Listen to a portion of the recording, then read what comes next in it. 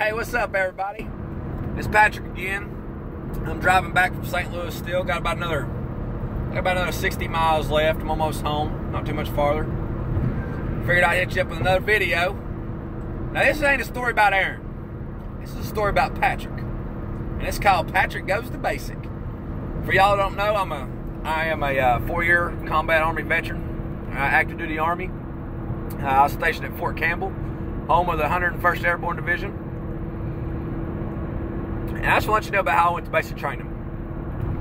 I joined the military because my best friend joined. He came back out of basic training. He's like, hey man, he's like, dude, you really need to do this. He's like, it'll change your life. He's like, it'll be the best thing you've ever done. And he was correct on that. And I was like, all right, man. You know, I was at a bad time in my life there for a little bit. And I was like, well, I ain't got nothing else to lose, so let's do it.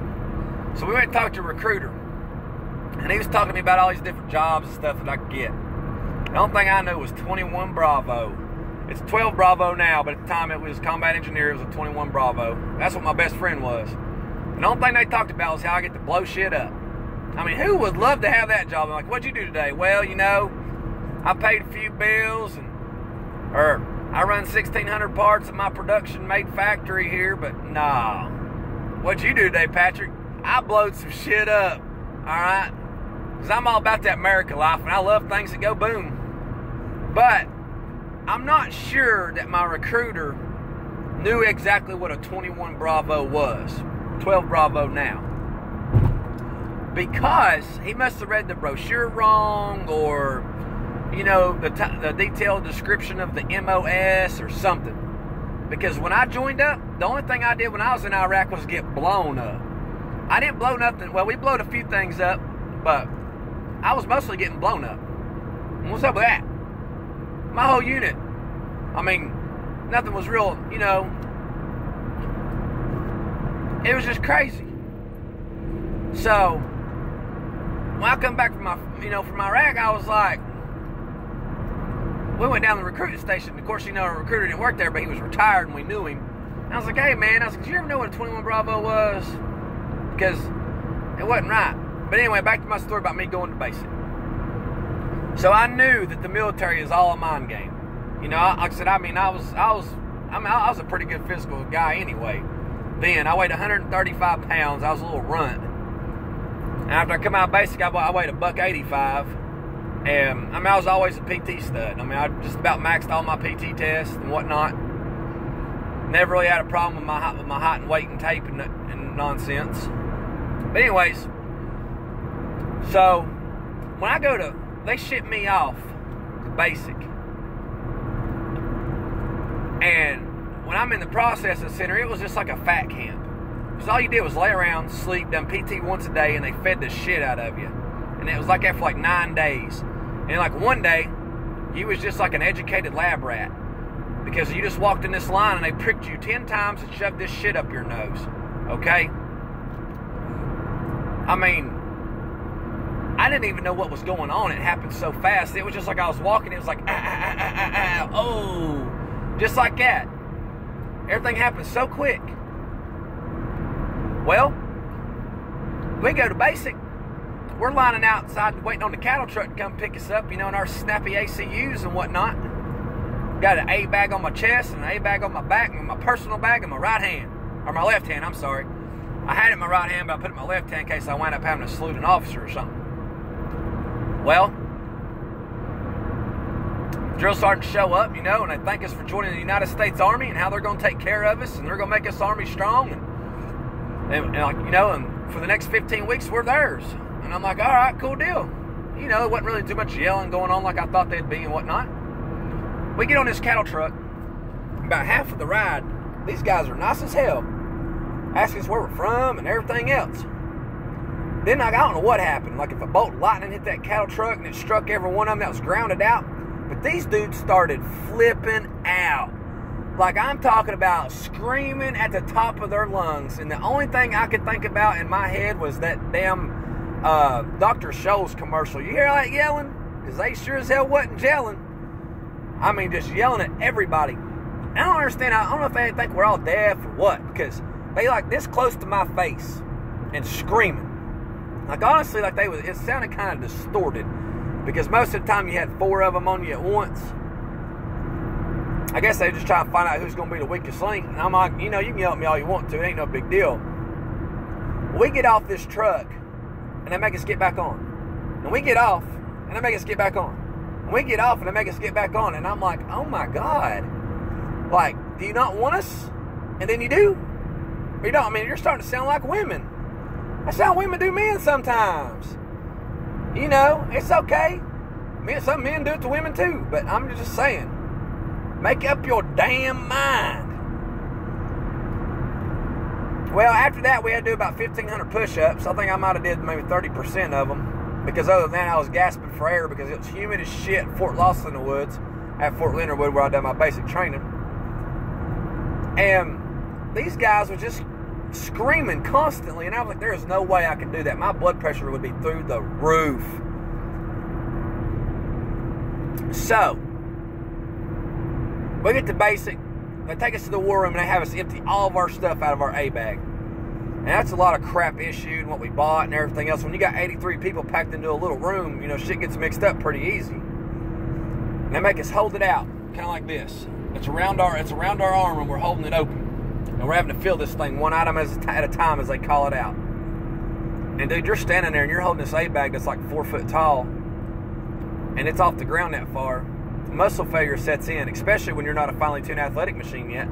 Okay? I mean, I was already a finely tuned athletic machine, but they was going to make me a finely tuned war machine. And that's what I needed. Like, I needed like an exosuit or something to hold this bag up after like the first hour. Because we get almost done with it just about every time for 4 or 5 times, and they make us dump it back out again. But anyway, so like, we get all our A-bags and shit situated, and I feel like my arm's about to fall off. And they finally take us to eat. And they're talking about how we can get whatever we want, how we're going to have plenty of time to eat because we're going to need it, and all this stuff. No, that's not how it happened. Because I loaded my plate down like it was like a mountain of greatness. Alright? Like I didn't even worry about putting salt and pepper on it. Because it just looked like it was going to be all so delicious and everything. No. We sat down to eat. I get like 3 bites into my meal because I spent my time drinking my Kool-Aid. And they tell me to stop eating. Stop eating? You know, stop. I just started. Oh, no, they don't care. We done that for like 5 weeks. And I was wound up stealing peanut butter packets from the DFAT just so I had something to boost my energy off of for the next morning for PT and whatnot. Because, I mean, I'm used to eating, you know, grandmama's cooking and everything like every other day. And I went from eating like 3 bites. And I'm still gaining weight somehow. I don't know how, but I was still gaining weight. Done that the whole time. So, I was eating peanut butter packets on the fire guard shift and everything, you know, so I get them finally. I had to get my nutrients and stuff from my well-trained diet that I was going to be on.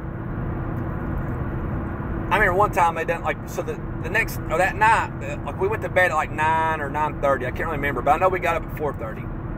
And let me tell you something. I used to be able to sleep through a fire truck siren just going right by me.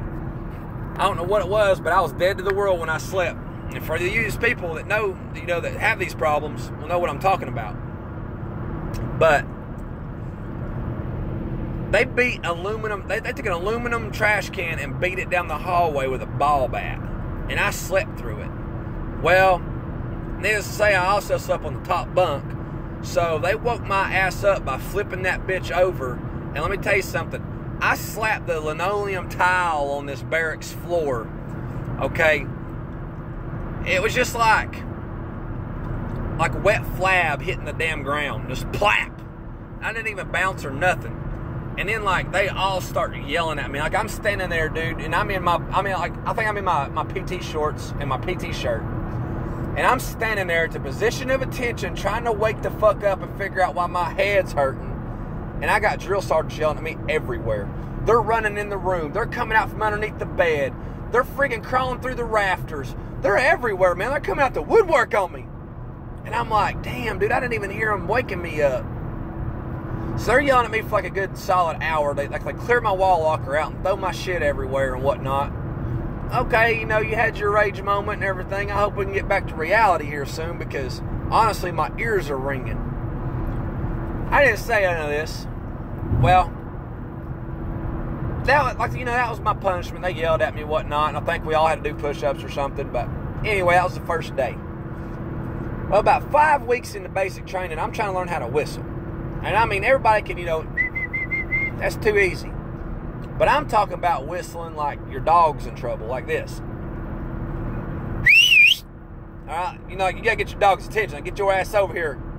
My dog's name's Jake. My female's name's Sadie. So, Jake and Sadie, get your ass over here. Not really, though. Sadie's my service dog. She's at home right now because she's in heat, but all I gotta do is point and she knows what to do. I ain't gotta really talk to her, but I do.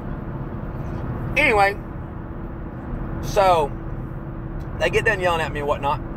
They clear my wall locker out and shit. Like, I had like the tube of gel shaving cream, because at the time I had sensitive skin before I started growing this luscious beard. Okay? Like, I would break out like hell when I went to shave. So I had like this sensitive skin gel for shaving cream. Dude, they stepped on this shaving cream and it was like a gel tube. Like, you know, you pop the lid, it's a little hole and it's shaped kind of like a cylinder, and then it goes down to like it's flat like a tube of toothpaste. Dude, this dude stomps on this shit. It squirts clear across our bay and hits the wall. Okay, and I mean, when I say squirted, that shit went like 15 feet. Like, I mean, we need to call Guinness on it. So I was kind of upset about that. And, you know, but it's okay. I'll get another tube of it.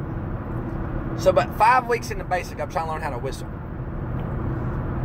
And the whole time I'm walking around, like, you know, like when we're running, I'm just constantly trying to whistle and get my, you know, get the position in my lips right. Well, the day I got it was the day right after we got done eating, and the drill sergeant was like, "Company, attack!" And I don't know why I done it, but I blew a whistle out by the time he got to company. They heard me whistle, and like 7 of them come running over there.